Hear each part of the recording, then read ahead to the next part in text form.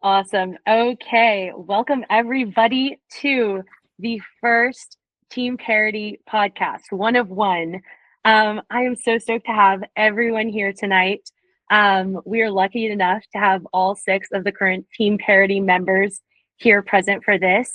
So thank you again. I'm excited to kick this off. And again, this podcast is really just an opportunity to get all six of us in a room, sort of chat about our experiences as female professional athletes, talk about some of the things going on in the space today, our experiences in the past, and hopefully just give some exposure to all of our sports. And yeah, excited for that. So I will start us off. Would love to just introduce each of these lovely ladies on the call.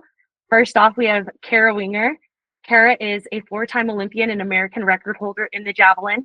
She has a remarkable career in track and field, and known for her tenacity and leadership. She's not only excelled on the field, but has also mentored the next generation of athletes. Her journey exemplifies resilience and dedication, overcoming injuries to achieve her best performances later in her career. Thanks for being here, Kara. Thanks for having me. Go Team Parody and go USA. Awesome. Next, we have Samantha Bosco. Samantha is a two-time Paralympic medalist and world champion cyclist. Samantha's story is one of extraordinary perseverance. After a life-changing injury, she transitioned from rowing to cycling, becoming a dominant force in adaptive sports. Her achievements extend beyond the track as she advocates for disability awareness and inspires countless others to pursue their dreams no matter the obstacles. Thanks for being here, Samantha. Thank you. Very excited to be here. Next up, we have Alexis Belton. Professional long drive golfer and former collegiate star Alexis is known for her powerful swing and dynamic presence in women's golf. Beyond the competition, Alexis is passionate about growing the sport and creating more opportunities for women in golf. Her journey highlights the importance of breaking barriers and pushing boundaries in traditionally male-dominated fields. We are happy to have you, Alexis. Hi to be here. Thank you.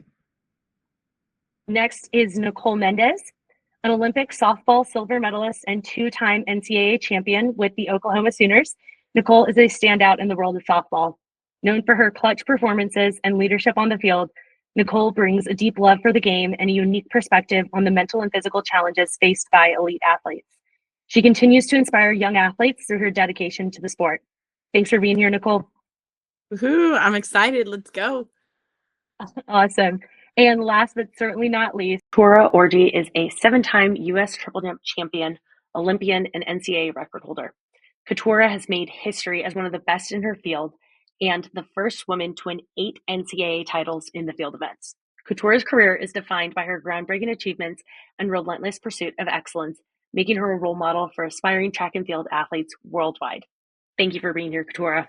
Thanks for having me. Awesome. Well, I would love to kick us off with a fun icebreaker question. Obviously, all of us are involved in parody.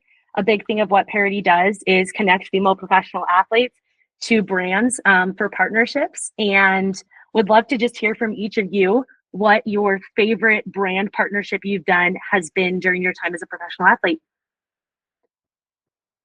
Yeah, I will go first. Honestly, not to be cliche or anything, but Parody is one of two. They have been really incredible, not just with the partnerships that we've gotten with other companies, but just, being able to be on a podcast with 5 other women who are incredible, like that in itself is really great. But another partnership that I have was with Strava. They had this challenge last November for any female athlete who has never run before to run the New York City Marathon. And if you've never run before, it's interesting. So that was a really fun challenge to step out of my comfort zone, but I also got a really fun hobby out of it. And I just think what they embody is so lifelong, and it's really cool to be able to see what other companies, what other programs are out there that are outside of your normal scope with your sport. So that was probably one of my favorites.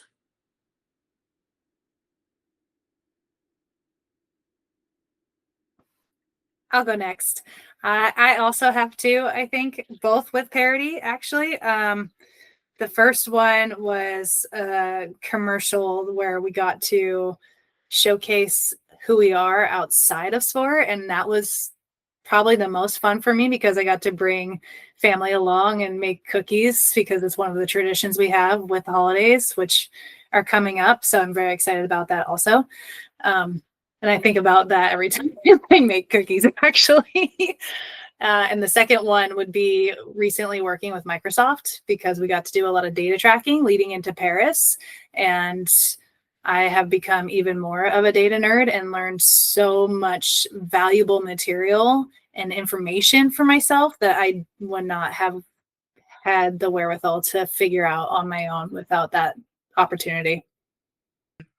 Yeah, obviously, parody is definitely one of my favorites, not because of, you know, monetary things or this or that. Honestly, it's just because of the community that it brings. And I think um, every sponsorship and opportunity that I've had, it's all about the community. And so the other one that I'd say that was really awesome was Top Golf. I really enjoyed that because it was the only way I could get my friends to hold a golf club. But it was that bridge. And I think it was also, allowed community, but also allowed a bridge and gaps that exist within sport, especially getting a lot of other women out to the game. Speaking of bridges between sports, Alexis, I had a pivotal moment in my training this spring where I hit the back net at Topgolf. It was so exciting. Yeah. Oh my gosh. And Javelin golf, similar upper and lower body, hip shoulder separation, all this stuff. Yeah, it was great.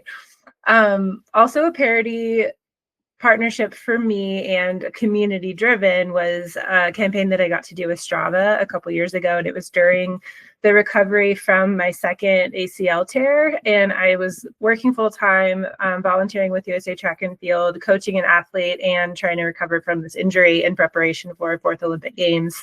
And the campaign was 1% better, do something for 15 minutes per day.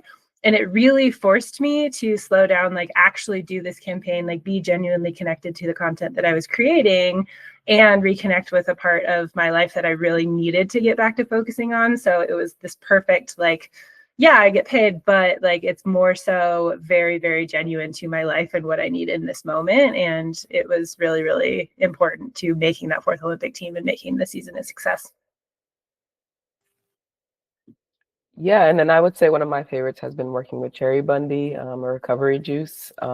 My most recent one was with my husband. I got my husband to do a track workout with me, and we did recovery type of get to know us questions.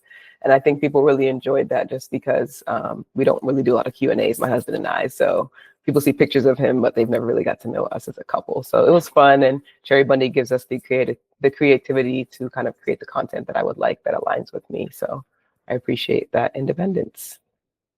That's awesome. I think one thing that I love is a commonality from everyone's is all of our favorites. I think we've all experienced the spectrum of very specific, this is what you need to do, this is what you need to say. And then these brands that give us a little bit more flexibility that also engages us more as athletes.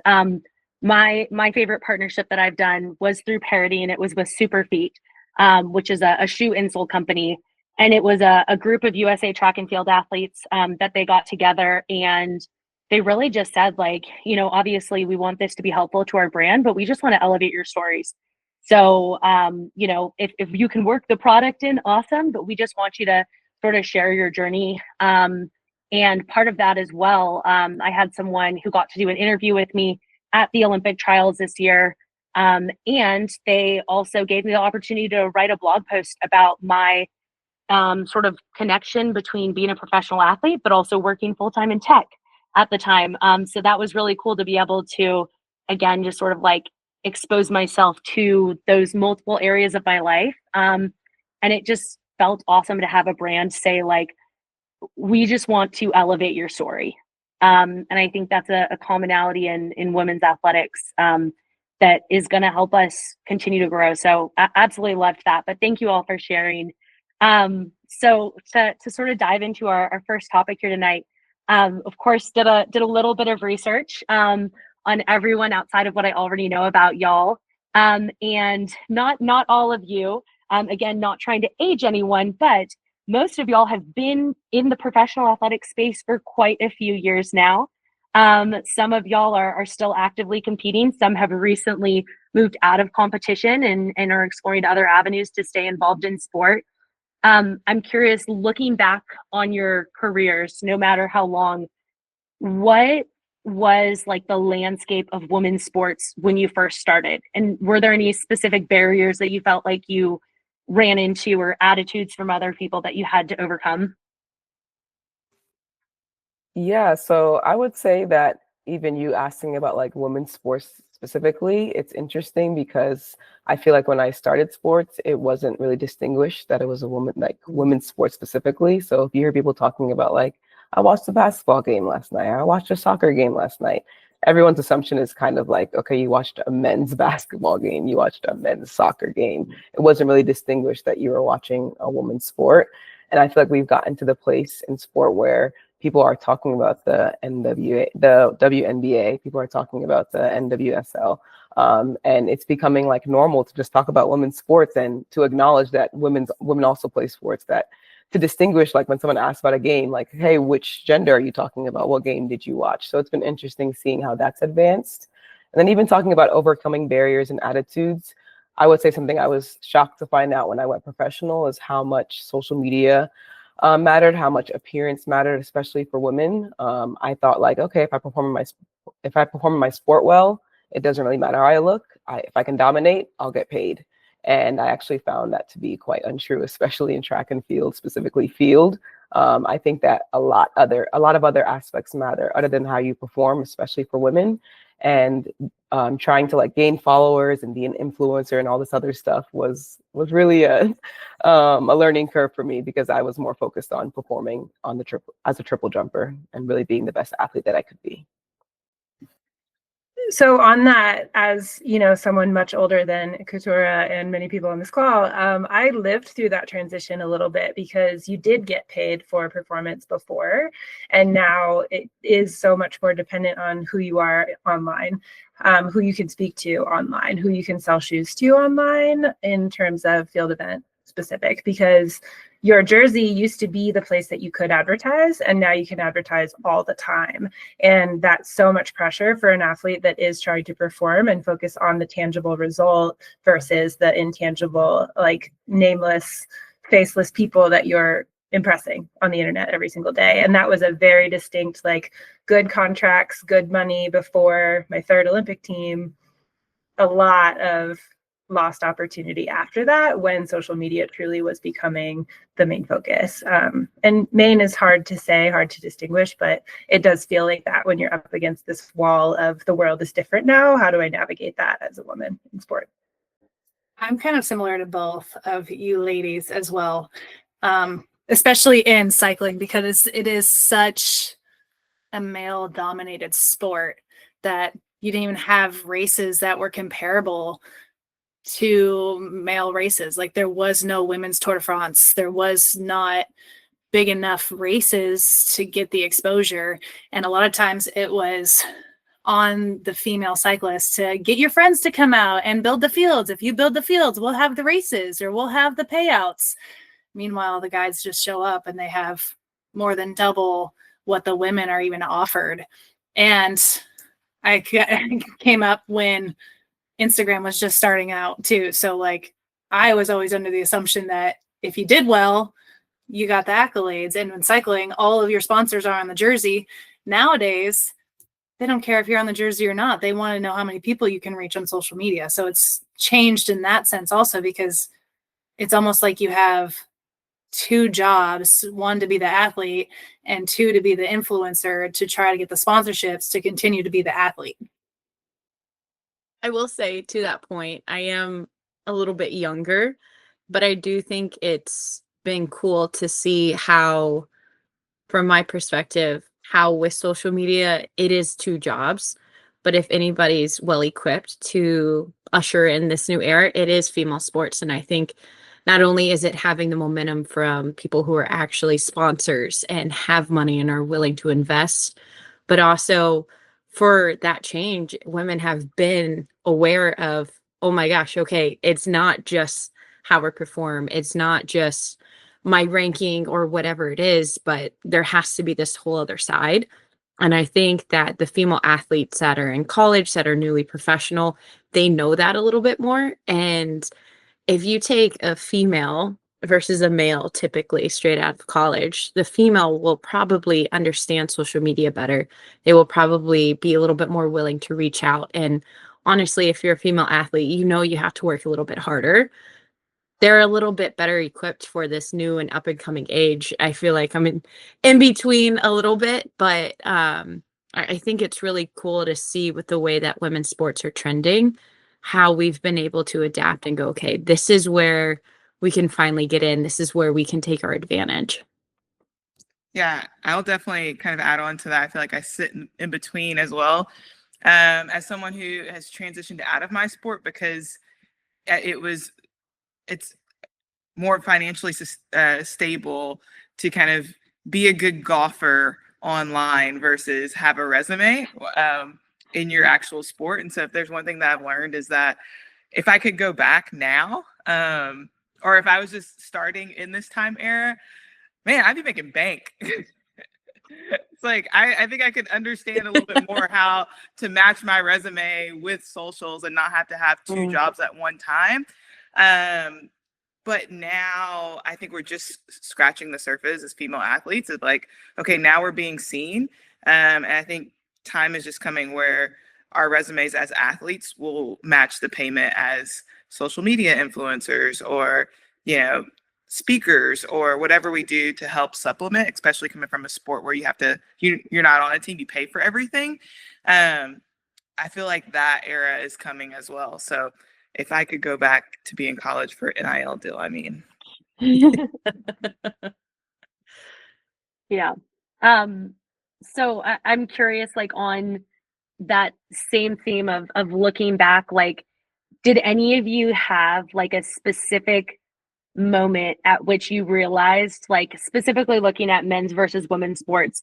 I know, Keturah, you said it was just sport, and then now we're getting into this position where we are talking about the two avenues here. Was there a moment when some of y'all actually like realized that there was a difference and there change needed to happen for women to be successful in sport? I'll say probably after my freshman year of college. So freshman year, you walk into college and you're like, oh, this is great. You're part of a program. I went to the University of Oklahoma and they are fantastic at softball. And so my freshman year, we won our back-to-back national championship. And it was incredible. And I was living high. I was like, man, we're the top dogs on campus. And I roll up sophomore year and I'm expecting like, we're going to get what football gets. And I get on campus and that doesn't happen. And not only does it doesn't happen, it's like less. And we're in this softball facility, in this stadium that is so underwhelmingly in need of a facelift, and we can't use our showers and things are leaking, and we're back-to-back national championships. Meanwhile, our football team over here, they're struggling. Our baseball team, they're struggling. It was the female sports at Oklahoma that really carried the load, right? And it's been cool to see it change. So Oklahoma softball, they now have a new facility that is beautiful, and the things that they get are big. But that wasn't the case in college. And so whenever I graduated and moving on to professional, I kind of knew what was in store whenever our college prepped us for next careers for the football and basketball players. It was, all right, whenever you get drafted, here's a financial analyst. Here's how you do your taxes. Like, here's how you prepare for the future. And then for the female athletes, it was, okay, get ready for the real world, get ready for your real job. And not to say that they didn't have the best intentions, but it was very stark. And so going in as a professional, it was more so whatever I make of it, whatever I take, it's going to have to come from me because no one else is going to take it. So I think that's the story of a lot of female athletes, but sophomore year of college is whenever I really noticed it. And then getting into the professional level, especially with softball, it is different, even less so than college. And so that was really a reality check of, okay, I really got to grind and get my side hustles in if I want to keep playing, because I am good enough and this is my passion and I love this sport. So, yeah. Sorry, that was a little long-winded. No, that was awesome.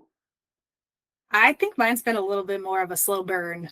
I think there's been little things. I mean, gosh, I've been doing this since 2013, at least as far as paracycling goes. So social media wasn't that big in the beginning. It was about being world champions and having the resume from your career. But there was little things. And I don't even know if it was so much being on social media, but talking to people in the industry. I have a professional bike fitter who told me that if women spoke up more, the saddles would be so much more different, because it just seems like we just put our heads down and just grind it out and just work hard and don't ask for anything or expect anything. And now I think that was the moment of like, but we're starting to. So I think for me, seeing that and realizing like we are speaking up, and when we speak up, things start changing. And so I started noticing that more. And so I think for me, that was the moment of like, yeah, women's sports is better, in my opinion. I'm biased, but it has the potential to dominate over male sports, because I can't tell you how many people I've talked to want to watch women's sports over men's sports because it's more entertaining. And I think the second that women seem to collectively realize like, no, we have a place at the table and we're going to speak up, is when it started taking over for me, that there was more to female athletes and there was more to us being on social media and putting our voices out there and being bold and loud and in your face and showing that we're worth it. Yeah, I love that. I think my experience was a much earlier one. I remember when I like first decided, okay, I want to go to college for throwing. It was probably like sophomore year of high school. And as a bit of a control freak, I need to know all the information, and then I can sort of make my decisions about things. And so I just took to Google and was like Googling throwing in college. And I still remember like a random, it must have been a Reddit thread or some random blog post, some man wrote about girls throwing in college. And it was this man's letter essentially saying, like, I know you probably don't want to throw in college. You're scared of putting on weight and how that will change your figure and how that will like alter you as a woman. And it was all of this stuff about like, but don't worry about that. Just push past it, because like being strong and getting to compete in college is so much cooler than how you look. And there wasn't even a thought in my head about any of that. And it didn't like, it was just so, I think that was like, it felt less sport specific, because in track and field, I think as throwers, we're all struggling. I don't think I have it much worse than the male throwers. Like we're all we're all having a tough time. So to me, that felt more reflective of women in athletics generally, and how when I'm looking about going to college for a sport to pursue this, the first thing someone wants to address is like appearance. And it was like that still has, it was a small little article I read, and that still sticks with me today, of like, no man is going on the internet Googling about competing in college and have somebody talking about their weight gain. And like, don't be afraid of it. Like, and that to me was what really kicked off my passion of like, I need to make sure that like I'm producing content so that when people look for this, they see how cool and badass it is to be a woman in sport, regardless of what that sport is. Because if we have men pushing the narrative, it's going to be very different than like if I would have been that, 15, 16-year-old girl and seen something from someone like Keturah, speaking about how awesome and cool it is to be a woman in sport. So like, I think that to me was, I'm still getting like fired up about it now. That's what really pushed me into like my passion and drive for like also just creating content around women in sports, so that that next generation has something when they go looking for those answers. Man, I That's love my own that. 2 That cents. just got me fired up. I Yeah. love that. That's great. Yeah. I think sort of wrapping up this idea of looking back at our own experiences, what sort of lessons did y'all have in the earlier years of women's sports, whether you were things you learned from other people, that you feel like we need to preserve today as we continue to move forward? I think there's a lot of things. It's very easy for us to say, okay, I learned this, but that's in the past. Let's look to the future. What things do you think we need to carry with us as we continue moving forward? I think that as much as we've talked about content creation, social media, like presence and followers and all of that stuff being important and like more important today, the thing we need to retain is the love of sport. 1000%. Like there's just something in me that worries that that gets lost in translation when it's content creation, presence, like brand all the time. And like my favorite seasons, my favorite part of sport is being by myself at practice, doing my best, like trying really hard to try really hard. Like I love that. I'm going to miss it so much now that I'm finally exiting, but I think I found my new thing to like pour that part of myself into. And I want women to keep like compartmentalizing that part of their day, that this is your time and you have these years to do it. And that's so special. And it's so worth like the focus on that time. But I think the other lesson that like gets wrapped up in that is like, Sam, I like created my Instagram account during my first ACL recovery. Like that, I was like alone in this house that was rented by a fellow javelin thrower, like with the air conditioning broken in San Diego, like dying inside, and started just like making fun content because I like cameras. Like I started photography during that next year as well. Like I just enjoy that process too. And it is okay to combine it. But what that's turned into is I get to tell my version of the story. And exactly to your point about like an article that doesn't represent what you actually feel about your sport, you can be exactly who you are on the internet and make that a part of your athletic journey. And that is something that like, I just feel really grateful that I think women, for the very most part, have done a really genuine job of. And that means that like your resume is still important because the people that are finding you also see that that's the most important thing to you. Like I only have 20,000 followers because maybe I got a late start at 38 years old, but I love interacting with those 20,000 followers. And that's something that's so important to Parody is like, I tell exactly my story on my social media, and the people that gravitate to that agree, want to talk about it, like want to be actually like social on the social media part. And I just truly love it. So being yourself and retaining your love of sport is the lesson that I want women to keep remembering. Kind of along that same vein, which I love, because I think part of the reason why women's sports are so entertaining is because you see that passion and the love for the game.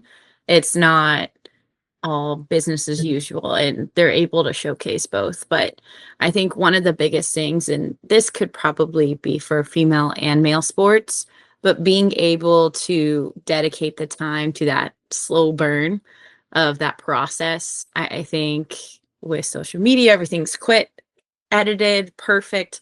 And whether it is your real self, but also like, I'm going to edit out some of the things, I'm going to make it shorter, I'm going to condense. And a lot of times, if you're an elite level athlete, it is slow. It takes a long time.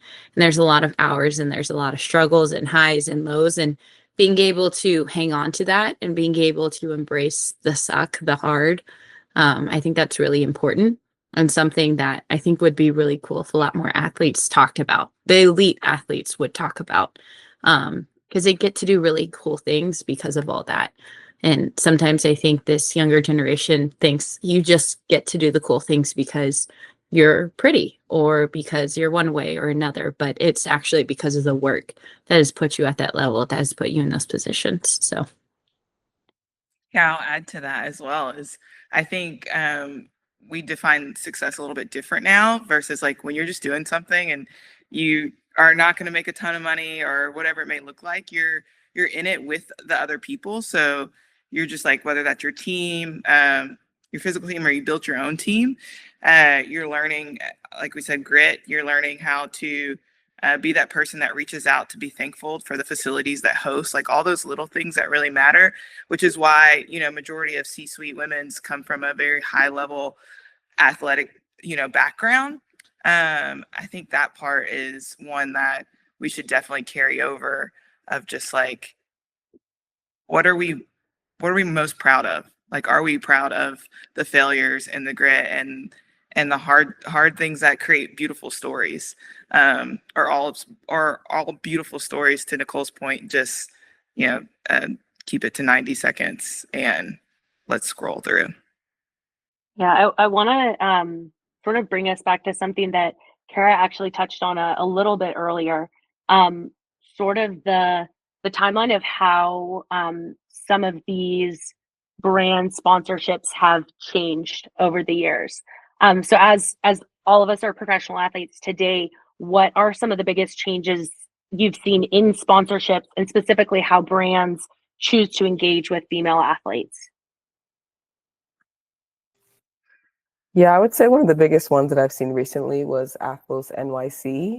It was a track and field event for women specifically, and I think Alexis Ohanian was over it. And they gave revenues back to the athletes, which I've never heard of in track and field before. So I thought that was really cool. They also had the bibs specifically fitted for a woman's size versus a men's size. Usually have like these oversized bibs and they're clunky and annoying. And then it also was like one of the largest prize purses in a long time, or I don't even know, but it was higher than any track and field Diamond League competition, which is like the highest league in track and field. And so I think it's just really cool to see women's sports being invested in. I'm sad that like I'm exiting the sport when all of this is happening. But it's really cool, and I'm happy for track and field and the growth that's to be experienced. And yeah, a woman-only track and field event is amazing. I would never imagine that. I think what's been really cool is being able to see a lot more storytelling come into light, especially with women. And I think that resonates a lot. I mean, you look at the people who are scrolling, a lot of time it is females who are stuck to their phone, but it's okay. But to be able to share your story and to be able to do it on your terms, for so many different examples of whether it's a Q&A with you and your husband and you get to choose, or it's I'm telling a story about come with me about my day and I get to choose a narrative instead of a script. And a lot of times whenever you see those scripts, it's forced, unnatural, maybe about appearance or body versus like what I really think about, what I really talk about, who I really am. And I think brands are starting to realize that, and it's working. And people are all of a sudden more interested in what this female athlete has to say because it's real and it resonates and it doesn't feel like I'm selling you something. It feels like this is me talking to you, a person, an athlete, but a person to person. I think that's the biggest change I've seen in social media. And that's been really cool to see versus like just I'm perfect, I'm great. Like it's real. Yeah, I think it's obviously no secret that social media plays a huge impact on all of our lives now. And on that note, like, how do you feel that it has? I know you sort of just spoke to this, Nicole, but if anybody else has anything else to say on how social media has impacted how we as women athletes are able to connect with our audiences, but also attract those brand partnerships.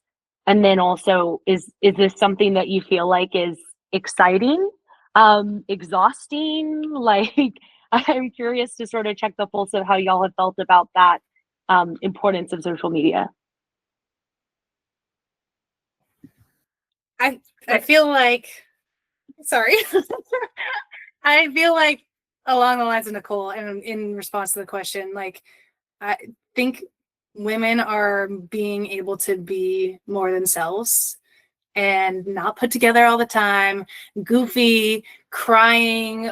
Like there's so many videos of athletes who maybe had injury going into the games or are dealing with something hard. And I've noticed that those get more traction than any of the photos of like, look at me on this fancy plane in first class or something out of this world extravagant that everybody thinks everybody wants. And I think brands are resonating with that because those athletes that are showing all sides of them, all the gritty and the goofy and all of their personality are getting those brands and working with those brands because those brands want to continue telling the story. And I think that that's really exciting because it allows you to just be yourself and share more of who you are than just the athlete side. And I think that that's really exciting for me. The exhausting part for me is the onus being on the woman athlete still, right? The creation, the creative direction, the actually like editing of the video, like all of the things that force you to be this content creator rather than the athlete that you want to be. And that's true of everybody that wants to put content out there.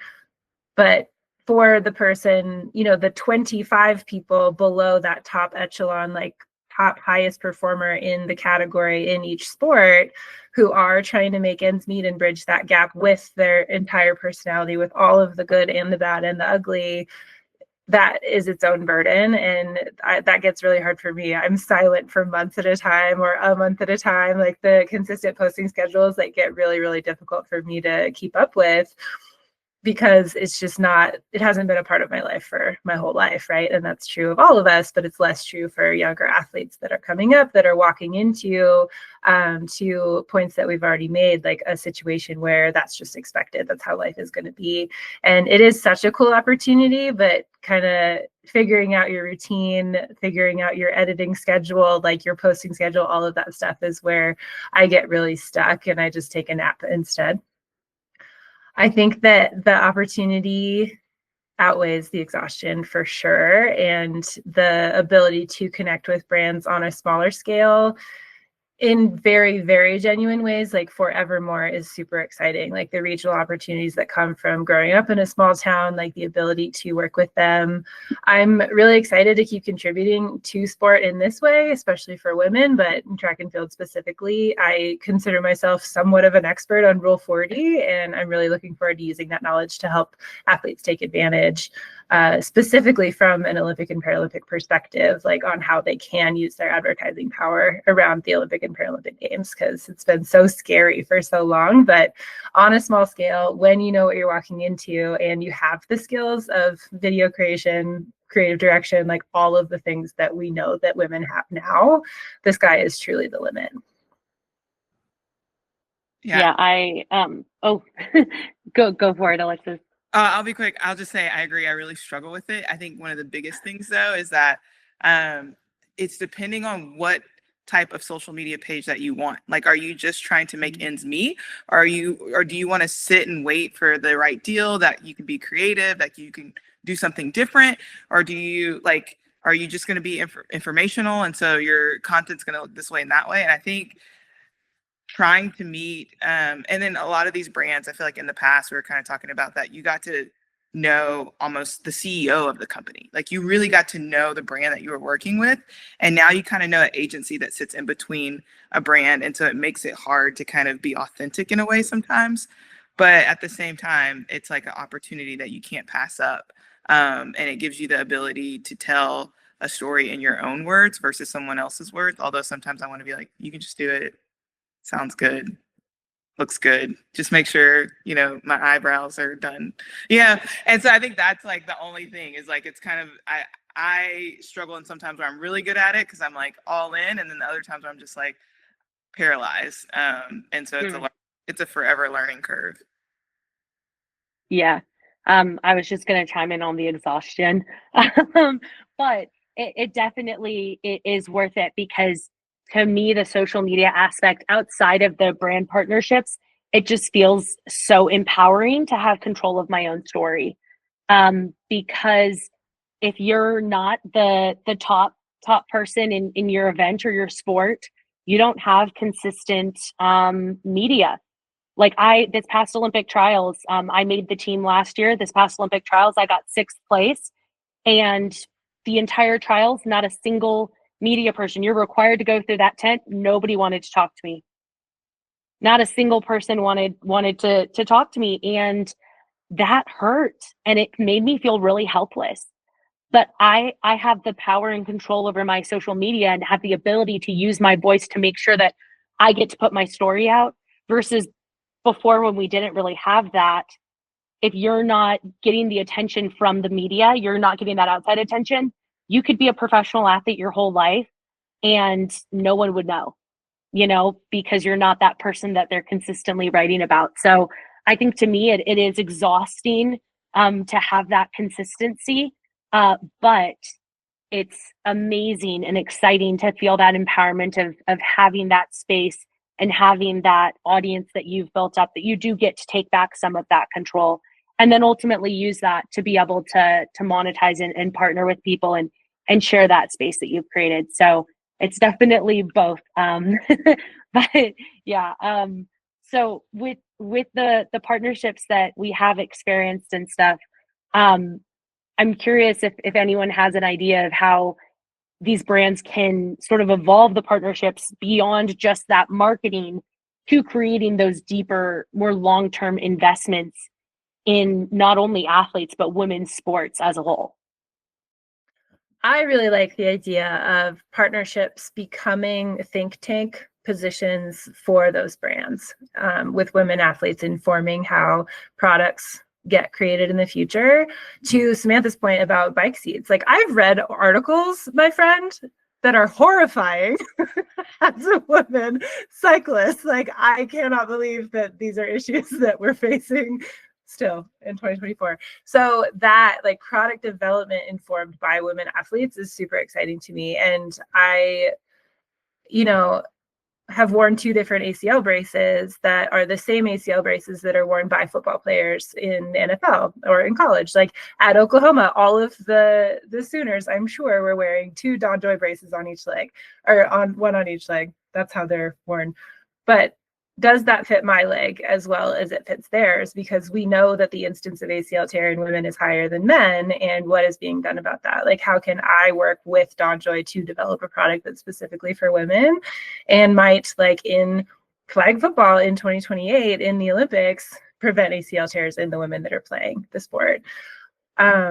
Is that a thing that expands to Tara Bundy where like, I like a sweeter product, can we put some natural sweetener in it? Like, what is the role for a woman that has worked with a brand and utilized that product in her training to be the greatest triple jumper in history, javelin thrower in history, and create something even better for the next generation of people that are going to do the same thing, women specifically are going to do the same thing, because that's the bridge we need to cross, is like getting more products that are for us so we can keep being greater and greater. Anyone else have any thoughts on that? If not, I mean, I would want us to sort of shift into not the end, but nearing the end of this conversation, sort of taking this past, present, and connecting it, looking towards the future. If you were mentoring a female young athlete today, what advice would you give to her to prepare for the future of sports? And that can be the future of sports in college, the future of sports professionally, or even just competing, at their high school level. I think my mom did something really awesome for me growing up, which was always instilling in me that I can do anything I can set my mind to. And I truly believed it. And I think it was the way that she prepared me. So if I were mentoring an athlete who was in high school or college or even pro, being able to talk to them and say, you can do it. You just need to ask for it. Kind of to your point, Sam, of if you don't ask for it, you're not going to get it. Closed mouths don't get fed. And my mom would always tell me growing up, I would have an issue with my travel ball coach. And she would say, well, have you talked to him about it? Well, no, like that's scary. We'll ask for it. The squeaky wheel gets the oil. And so for female athletes, I think it feels wrong to say, well, I deserve this. What can I do to get there? What do I need? What do you need from me to be able to do that? Or I've done this, this, and this. Those are your requirements. Why am I not in that position? And not in a self-entitled way, but in a confident, accomplished, here's my dues. I've put them in. What else? I think that's really important. And then also the ability to ask questions. I think more than anything else for females, there's this embarrassment level almost of like, if I ask a question, I'm going to seem dumb, whether it's in your sport, finding somebody who's better than you and ask them the questions, whatever it is that they're better than you, ask them why they're so good at that. Because that's the gap that you want to reach. Ask somebody who does seem to have the social media and life balanced out, who has that good work-life balance or that school life balance. Who is that? What can I learn from them? Or somebody who's where you want to be one day, talking to them and reaching out. Because I think a lot of times we think people are so inaccessible, but whenever it's genuine and somebody really asks, 9 times out of 10, they're probably going to reply, and they're more than happy to share their knowledge, especially if you're genuine and eager to know. I think especially female to female specifically, there is that urge of, I want to give back a little bit stronger. And so being able to ask questions from people who are where you want to be, that just helps you prepare yourself to be in a better situation. So I'll put that out there real quick then. To anyone listening to this podcast, I know that for sure, Nicole, and I'm sure any of these other women here, please reach out to us, connect with us. We all have worked our butts off to get to where we are. And I'm sure, would hope that we would have known plenty of things that we didn't. And so hopefully we can be that resource for y'all. So again, it can't, I know sometimes stuff gets lost in the Instagram DMs, but it can't hurt to reach out. I know a lot of us are eager to share our experience and give back in that way. And I would say 100% DM me. I'm an inbox zero person, so I'm going to get back to you. It might take a while, but yeah. So I was always too afraid to ask questions, right? Like my mom absolutely let me know that I could do it. Like she very much instilled in me, like, did you do your best? I would get in the car and she'd be like, well, why are you complaining? Did you do your best? Like, are you happy with your performance? Yeah, but we lost, like it was just this really intense like lesson in, I guess, introspection, which was great. But I never was comfortable saying like, hey, show me how to do that, fellow javelin thrower. I was much more of a watcher. And so that's my advice to people who like can't quite get there, like can't quite get the words out. As a more introverted person, like I'm going to put myself in the situations where I can really learn something, but I'm not going to interrupt someone else's process. And I eventually like did ask questions. I'm comfortable enough. These are my friends, but let me start by observing and gleaning what I can. And you can get really far that way too. So just be around it and keep your eyes open is truly what my advice is to younger athletes. Because I think in some of these like really weird sports, right, like you kind of have different personalities and it's totally okay to take a step back and just be there, be a witness to what's going on and do your best to learn what you can if you're not comfortable enough to really throw yourself in the middle of it. Because that can turn into perspective on the sport too, that might take you into your future career. Like one of my favorite transitions that a track and field athlete, field specifically, because we love field on this call, is a long jumper that was always so good at finding great Airbnbs in excellent locations in Europe, like to go to practice. And this wasn't even Airbnb, it was like rental apartment before Airbnb existed in 2010 when we're spending 3 months in Europe by ourselves, right? And she's now a luxury travel agent. Like she took this experience as like having to figure out as a woman athlete what to do when you don't have a phone in Europe and live somewhere by yourself, into like helping other people do the same and have wonderful travel experiences. And like you can be an agent, you can be an event planner. Like I'm kind of now transitioning into the media side and event planning side of track and field in different ways. And I didn't really see that coming, but I've paid attention to a level that it's not so far outside my comfort zone. So keep your eyes open. That's so good. I love field, although I'm not, in track and field. I tried to throw the javelin and then I watched someone get like nailed in the ankle with the javelin. And I was like, oh, that's not for me. And then, I tried to do like long distance running and then I ran out the gate and all the way home. So that's how I got into golf. Anyways, no one asked that. But I would say two things I would say to younger girls are know your value and know your worth. Because if you know that, you know what direction you're always going to go in. And that's whether you're going to be on a specific team, what college you pick. I think areas that I didn't use that direction well was like with agents or with partnerships. Just like if you know your worth and your value, you know how important you are as a person. I always think about it like this, especially with social media. Like if you have an empty jar and you throw pennies in it, it's going to make a sound and you're always going to hear it, whether it's good or bad.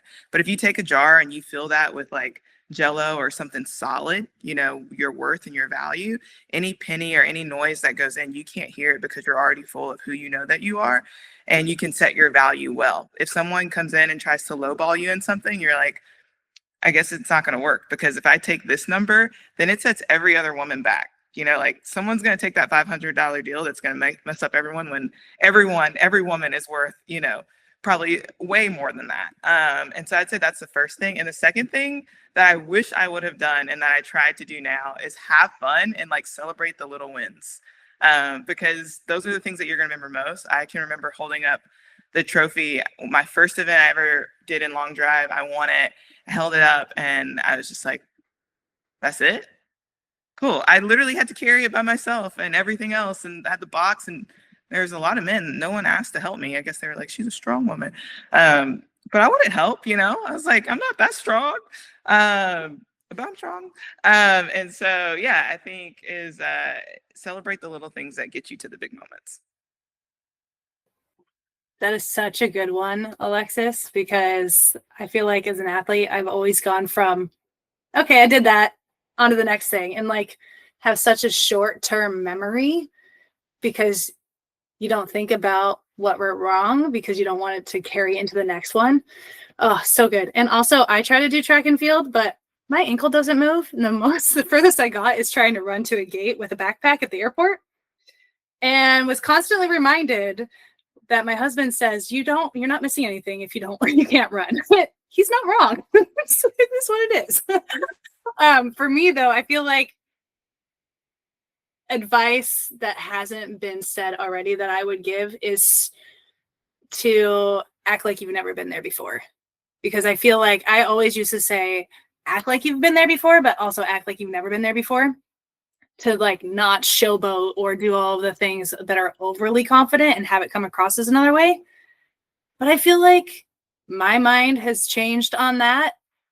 And I like that it seems like it's also a collective thing of like, you can celebrate everything, celebrate the wins, be present in the moment, be loud, but also act like you've never been there before, because when new people come on the team, it's really exciting to see something through their eyes and kind of fall back in love with cycling again on a primal level of like, wow, this is really cool. I get to do this, and I get to do this for a living.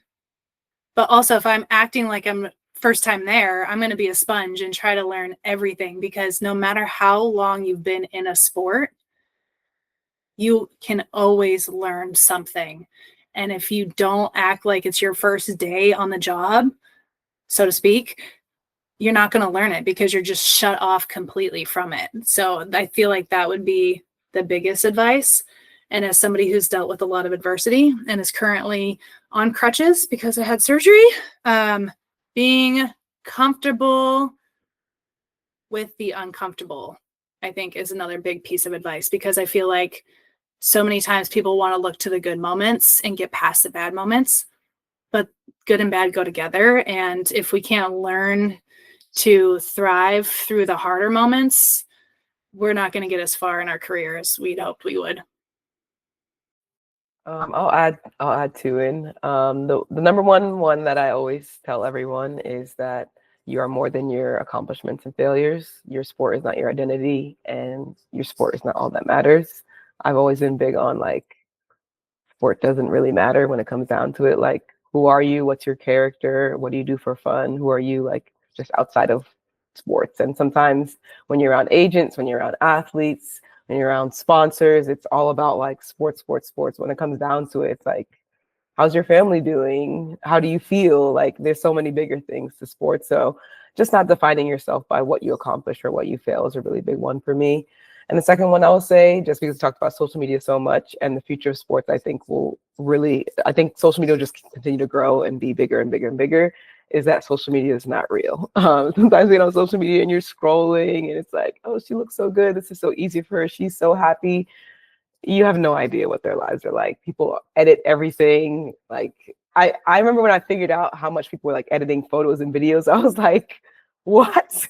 Like, I cannot believe this. It was just like a shock to me. So just always reminding people that like social media is not real. Don't compare yourself to what you see and how people are pretending to be on there. Like it's meet people in person, experience them in person, get to know their story in person. Yeah, thank you for that. I that resonates so deeply with me. I can attribute a lot of my success in sport to my mental shift of telling myself that none of it is real. Like at some point in some time in all of humanity, somebody came up with some silly little game and decided that these were the parameters. Like all of it is like somebody just made a decision. It is not that deep. It is not. And so we all have so much more value to who we are as people than we do with our performance. And that's something that in my new avenue going into coaching, I've been able to really have resonate and look at with my athletes and make sure that they know that and they feel that I value them for more than just that athletic performance. So I love that you said that, Keturah. And I'm glad that we got to wrap this up with that sort of reflective question there. Before we end things and leave our podcast, though, I want to kick us or end us with a quick rapid fire question. Lighthearted, but if each of you had to make one bold prediction for women's sports in the next 5 years, what would it be? I'll give you a second to think about it. Let's make this, short and to the point. What would that bold prediction be? That there are more women household names than males. I would say that you see the same number of professional women's leagues as males being broadcasted. That body diversity just keeps getting better and better and more visible across the board. That Serena Williams will be president. Alexa will be vice president. I'm gonna say that when people talk about sports, we are going to assume that they are referring to women's sports. Absolutely obsessed with each and every one of those. Add it to your calendar. We'll do episode 2 of this podcast in 5 years and see how those all pan out. Thank you again to each and every one of you for being a part of this, the first Team Parity podcast. Who knows if there will be more to come in the next 5 years, but I'm so grateful that today happened, and I'm so grateful for the perspective and stories of each and every one of you. For those of you listening, I hope that you earned a new perspective and learned more and have 5 new favorite athletes, period. Not female athletes, period, 5 new favorite athletes.